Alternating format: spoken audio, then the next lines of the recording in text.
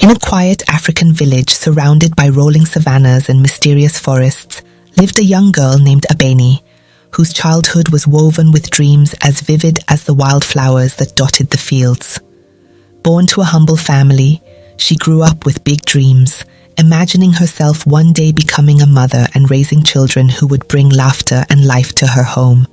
The elders in her family often spoke of the blessing children brought, describing them as the truest wealth a person could have. As she grew older, her desire for a family of her own became her guiding light, a purpose she clung to with unwavering faith. Abeni was not born into wealth. Her family owned a small plot of land on the village outskirts, where her father grew yams and beans. Her mother was skilled in weaving baskets, which she sold at the market, earning just enough to provide simple meals. From a young age, Abeni learned the value of hard work. She would often accompany her mother to the market, where she helped sell baskets and learned the art of negotiation. In those bustling market days, she watched as other children played, some running errands for their parents, others chatting happily. She would imagine herself one day standing in the market, a child on her hip, her family by her side. As she blossomed into a young woman, Abeni caught the eye of many suitors. Her beauty was natural, with striking eyes that seemed to hold stories and a quiet elegance that made her stand out. But Abeni wasn't interested in just any man. She dreamed of marrying someone kind and hardworking, someone who would stand by her through the struggles of life. When Ola, a quiet but resilient farmer, began visiting her family, her heart fluttered. Ola was not wealthy. His hands bore the roughness of a farmer's life, and he spoke softly, but there was a steadiness to him, a commitment to his work and his future. After months of courtship, Ola proposed. The village elders blessed their union, calling them a perfect match.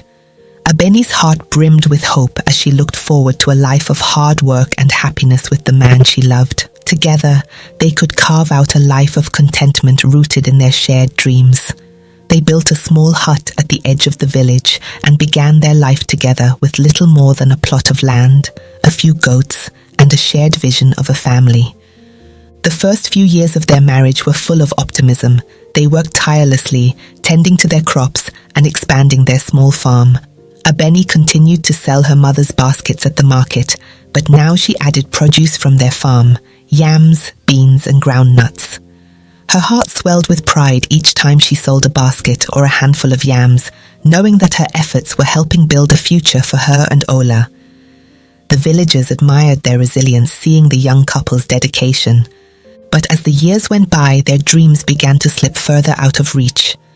Despite their hard work, the land was unforgiving. The rains were often delayed, and when they came, they were either too little or too much, causing floods that washed away their fragile crops. Year after year, their harvests were meager, barely enough to sustain them, let alone save for the future. Abeni and Ola took each setback with resilience, comforting each other with promises of better seasons to come. But deep inside, Abeni felt the first pangs of despair begin to take root. Adding to their troubles, Abeni soon realized that their home remained silent, empty of the laughter and cries of children. Months turned into years, and with each passing year, her longing grew more intense. She visited the village healer who prescribed her various herbs and potions, but they did nothing to ease her heartache. She prayed daily, offering small sacrifices and asking the gods for the blessing of a child. But her womb remained empty, and the silence of their home grew louder with each year. The whispers in the village were unavoidable. Neighbors and market vendors began to murmur about Abeni's childlessness, their words filled with pity or sometimes scorn. In their culture, children were seen as a divine blessing and a mark of a woman's worth. A barren woman was considered cursed or unfavored by the gods. Abeni could feel the weight of those unspoken judgments each time she walked through the village, and every pitying glance felt like an accusation. Even her mother, though supportive, sometimes offered unsolicited advice, suggesting remedies and rituals that Abeni had already tried 12 times. Despite their struggles, Ola never blamed Abeni. He would take her hand in his, telling her softly, "Our time will come, Abeni. We have each other, and that is a blessing in itself." His words were a balm, but they couldn't entirely erase the ache in her heart. She wanted to give Ola a child, a family that would be their legacy, something to fill the silence of their home. As the years passed, their love remained strong, but it was shadowed by disappointment and unfulfilled dreams. They clung to each other, hoping that together they could find a way out of their hardships. Yet with each failed harvest and each year without a child, Abeni felt her hope begin to erode. She grew quieter, withdrawing from village gatherings, spending more time at the market and less with the neighbors who would offer her those pitying smiles. Her heart grew heavy with the weight of unmet expectations, and she found herself yearning desperately for a miracle. It was during this time of quiet despair that Uncle Jide re-entered their lives. A powerful figure in the village, Uncle Jide was Ola's older uncle, a man who had amassed great wealth through trade and connections with neighboring communities. Known for his cunning and influence, Jide had a reputation as a man who could get what he wanted, often at the expense of others. He was respected, but many villagers viewed him with caution, wary of his power and the darkness that seemed to follow him. One morning, as Abeni was setting up her stall in the marketplace, Uncle Jide approached her. She was surprised. Jide rarely visited the market, preferring to send servants to buy his goods. He greeted her with a smile, his eyes glinting with a strange intensity. "Abeni," he said, his voice smooth. "You look tired. Life has not been easy on you and Ola, has it?" Abeni managed a small smile. "We are well, Uncle Jide. We work hard, and that is all we can do." Jide nodded, his gaze lingering on her. "You and Ola are good people, hard-working, but good intentions don't put food on the table, do they?" His voice softened, taking on a more intimate tone. "There are ways to make life easier, Abeni, ways that don't require struggling day and night." Abeni's heart raced.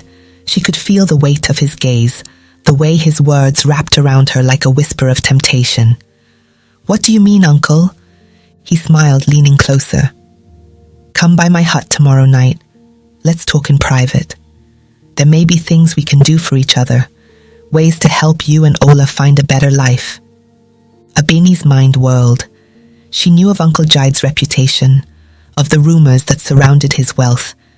She felt a flicker of hesitation, but it was quickly overshadowed by the thought of a different life, a life where she and Ola didn't have to struggle for every meal, where they could perhaps even start a family. She knew what this would mean, and she started thinking of ways to get Uncle Jide to reach full satisfaction in the quickest ways and get this over with quickly. How many minutes would this take, she told herself. The next evening, as the sun dipped below the horizon, Abeni found herself walking toward Uncle Jide's hut.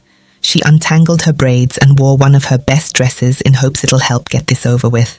But a part of her knew the weight of this decision, the path she was choosing to tread. Uncle Jide welcomed her with a smile, guiding her into his richly decorated hut. The interior was filled with fine cloth, imported wines, and trinkets from his travels. He poured her a glass of wine, handing it to her with a lingering touch, his eyes watching her every move.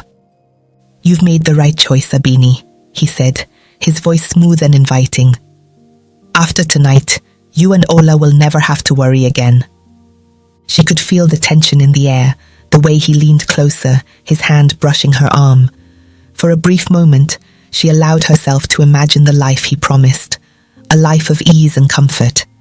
But as he reached for her, pulling her closer, a powerful wave of revulsion surged within her.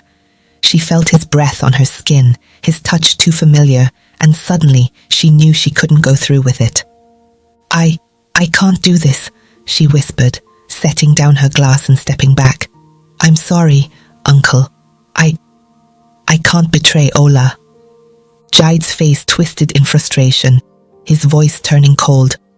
"So, you'd rather go back to that miserable hut and starve?" Abeni didn't respond. She turned and fled, her heart pounding, tears blurring her vision as she hurried back home. The shame of what she had almost done weighed heavily on her, but a part of her felt relief, a sense that she had avoided a darkness that could have consumed her. That night she lay beside Ola, her mind a storm of guilt and despair. Though she had refused Uncle Jide, the longing for a better life stayed with her, an unrelenting ache that wouldn't let her rest. In her desperation, Abeni decided to visit her friend Idowu the next morning. She poured out her troubles, telling Idowu of her poverty, her childlessness, and even Uncle Jide's proposition. Idowu listened quietly, her expression serious. "Abeni, if you're willing to do anything, there may be another way," she said, her voice thoughtful. "There is a man, a powerful herbalist named Baba Odu. People say he can perform miracles, but his help comes with a price." The name Baba Odu sent a shiver down Abeni's spine. She had heard of him, a mysterious figure who lived deep in the forest, surrounded by herbs and symbols, a man who was rumored to commune with spirits. Seeking his help would mean venturing into a world she didn't fully understand, but her desperation left her no choice. Idowu led Abeni deep into the forest the next morning. They walked in silence, the dense foliage casting long shadows across the path. The forest was alive with strange sounds, and Abeni's heart raced as they neared Baba Odu's hut, hidden among ancient trees and overgrown vines. Baba Odu sat outside his hut, his face inscrutable, his eyes dark and penetrating. As Abeni approached, he watched her with an intensity that made her feel exposed, as though he could see through her heart. Without delay, Abeni explained her troubles, her voice filled with the pain of years of suffering. Baba Odu listened in silence, his gaze piercing and unfathomable. When she finished, he held her gaze, his expression grave. "There is a way," he said, his voice a low murmur, "but it is not without cost. You must be willing to make a great sacrifice." Abeni's heart raced. "Yes, Baba, I'll do anything." He reached into a small pouch, pulling out a vial of dark, thick liquid. "This is a powerful sleeping potion.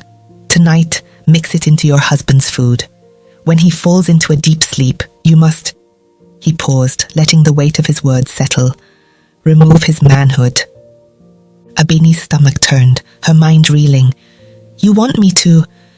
"Yes," he replied, his voice unwavering. "Place it in this sack."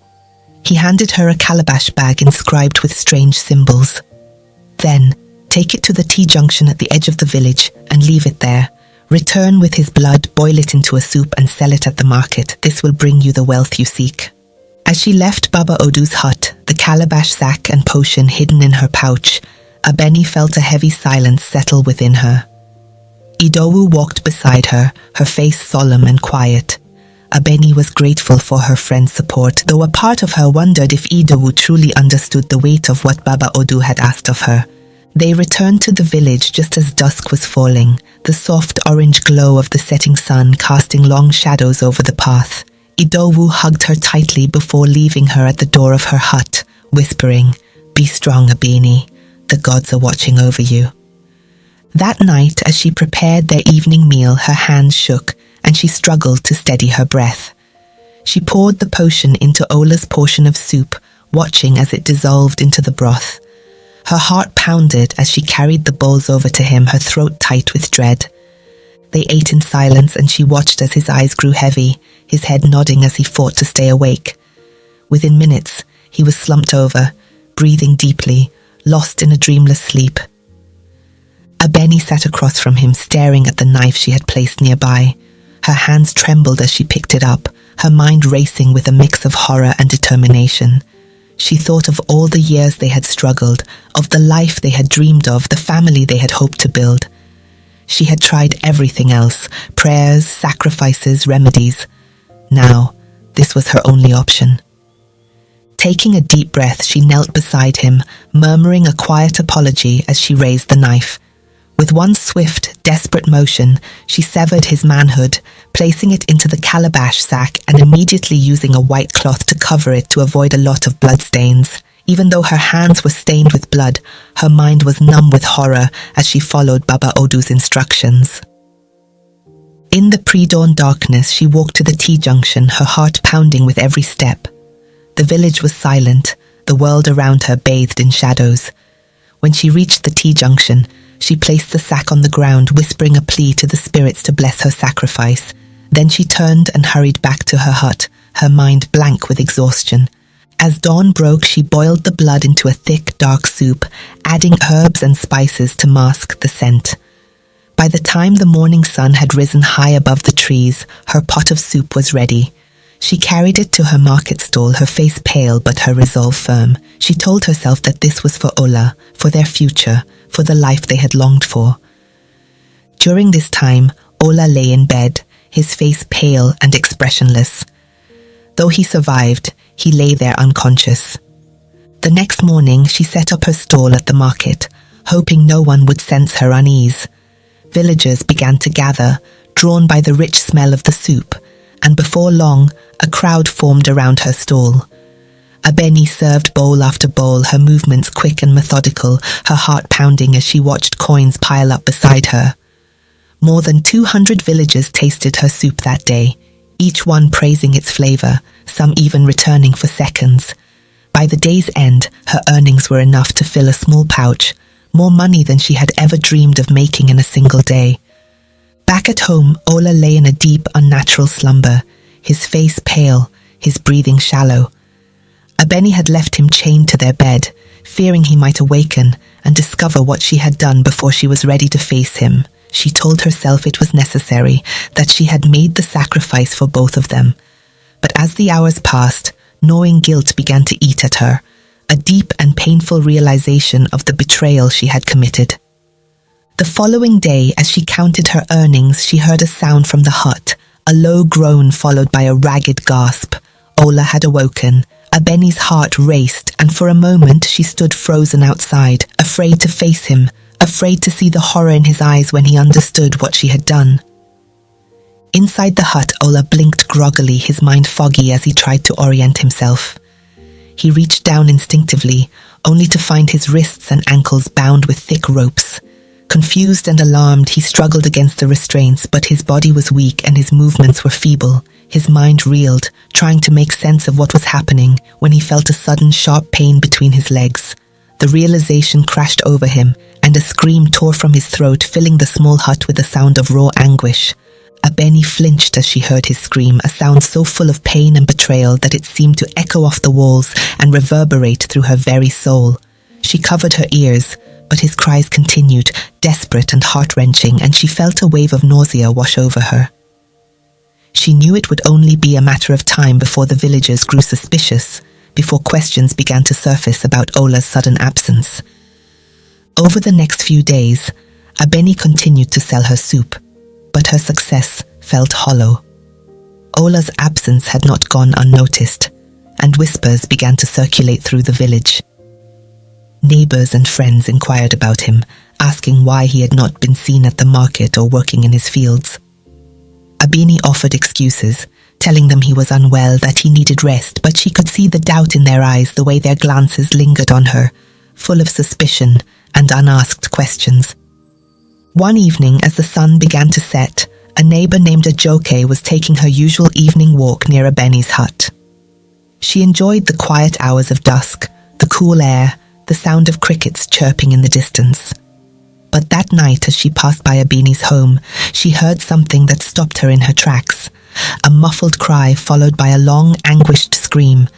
It was a sound so raw, so filled with pain and desperation, that her blood ran cold. Atunke crept closer, pressing her ear to the wall, her heart pounding as she tried to make sense of what she was hearing. Ola's voice was unmistakable, his cries a haunting melody of agony that sent a chill down her spine. She didn't hesitate. She turned and ran back to the village, shouting for help, raising the alarm. Villagers gathered quickly, their faces filled with concern and confusion. They followed Atunke to Abeni's hut, where they pounded on the door, demanding answers. When Abeni opened the door, her face pale and trembling, the villagers pushed past her, rushing inside to find the source of the screams. There, in the dim light of the hut, they found Ola, bound and weakened, his body broken and his spirit shattered. The truth was undeniable, and as they turned to Abeni, their faces twisted with anger and disbelief. She tried to explain, stumbling over her words, but the villagers would not listen. Fury ignited among them, and they seized her, dragging her out of the hut and into the village square. In the harsh light of the torches, her crimes were laid bare, and the villagers' wrath fell upon her like a storm. Abeni's screams filled the night as the villagers demanded she confess, their faces filled with rage, their voices a chorus of accusations and curses. She could feel their hatred, their disgust, the weight of their judgment pressing down on her like a physical force. Trembling and broken, she finally relented, her voice barely a whisper as she confessed to everything. The visit to Baba Odu, the potion, the sacrifice, the promise of wealth. She told them of the night she had cut Ola, of the blood she had boiled into soup, of the dark magic she had called upon in her desperation. The village elders, horrified by her confession, held a hasty council, consulting with the priests and healers about what must be done. They knew that such an act required atonement, that a dark ritual like the one she had performed could not be undone without a counter-sacrifice. Summoning Baba Odu, they demanded a solution, a way to cleanse the village of the darkness that had taken root. Baba Odu, his face impassive, agreed to help, but his voice was grave as he laid out the conditions. To undo such a curse requires a life, he said, his gaze fixed on Abeni. Only through the ultimate sacrifice can balance be restored. Abeni, racked with guilt and shame, accepted her fate.